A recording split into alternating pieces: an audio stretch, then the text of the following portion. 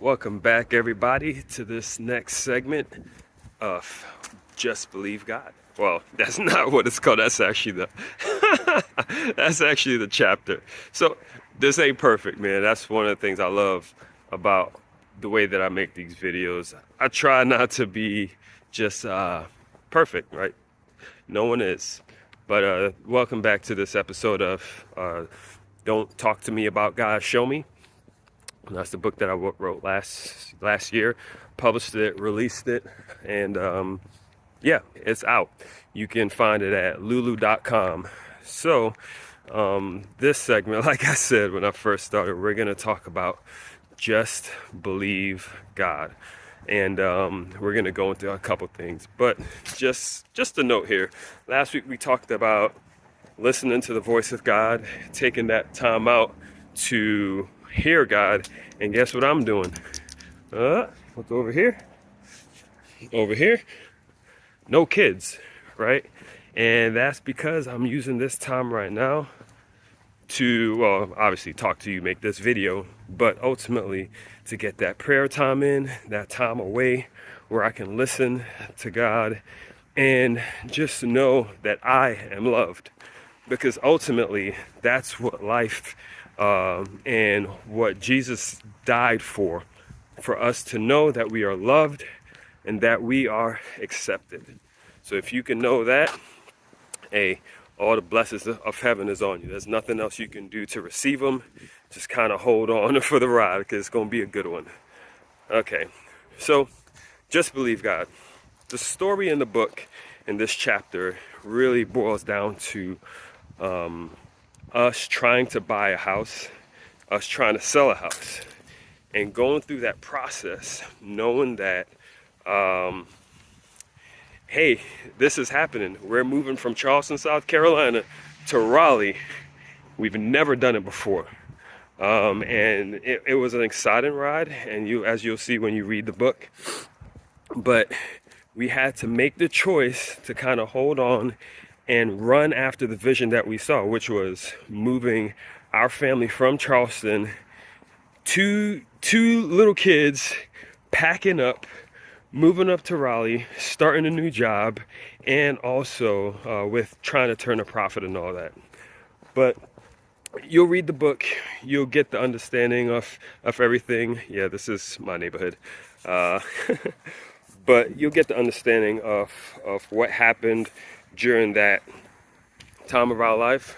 But honestly, I think sometimes it can seem as if you've got to be perfect, or, I mean, I guess that's kind of cliche. We keep saying that. Oh yeah, everyone's not perfect. Yeah, we know that. But you don't have to do things right. And we won't ever really do things right in life. I think once we understand and just get that behind us and really focus on the fact that we are loved and accepted by God because of what Jesus did, I think things start to somewhat line up. You know, if you believe in hope, hope is dope, right? Believe that, you know, things will work out, then things will work out. You know, it helps you to fight. It helps you to move forward. It helps you to know and see that life in itself is exciting. Because ultimately, if a boxer's in a fight and he doesn't believe that he's going to win, then ultimately it's a whack fight. It's a boring fight because he stops fighting back. But it's that belief and knowing that, man, I gotta survive this, man. I still got a chance. That's what makes it so that this guy, you know, that boxer can have a comeback. That's how you get basketball teams who are down by 30 points and they come back, is because they believe. They have that hope, and they know for a fact, well, not really for a fact, but they know that things are going to turn around.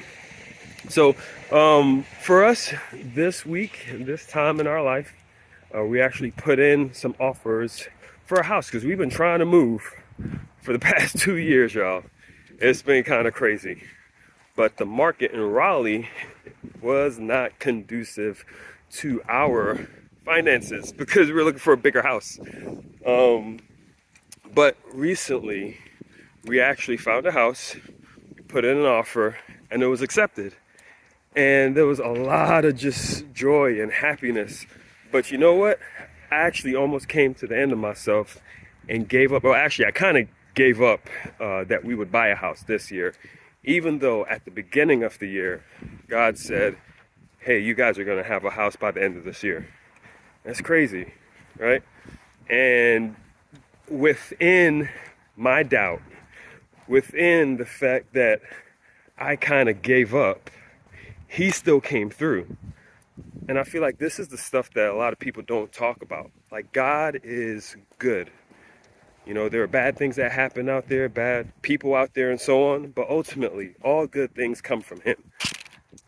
And if we can hold on, if we can understand and believe that we are loved, it'll strengthen us to move forward and really value what we truly and really have, which is hope, the hope of heaven, right?